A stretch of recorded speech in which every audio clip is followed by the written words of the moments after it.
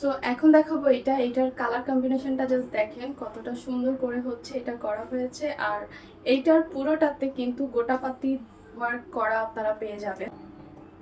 তো এই হচ্ছে এটার নেকের ডিজাইনটা দেখেন কতটা সুন্দর। আর পুরোটাতে খুবই সুন্দর করে হচ্ছে উলসুতার কাজ আছে, প্লাস স্টোনেরও কিন্তু ছিটা আপনারা এটাতে পেয়ে যাবেন। কালার কম্বিনেশনটা অনেক বেশি সুন্দর, পুরোটাতে খুবই গর্জিয়াস করে হচ্ছে ছিটা করা আছে, স্টোন ওয়ার্ক ছিটা করা। আর এই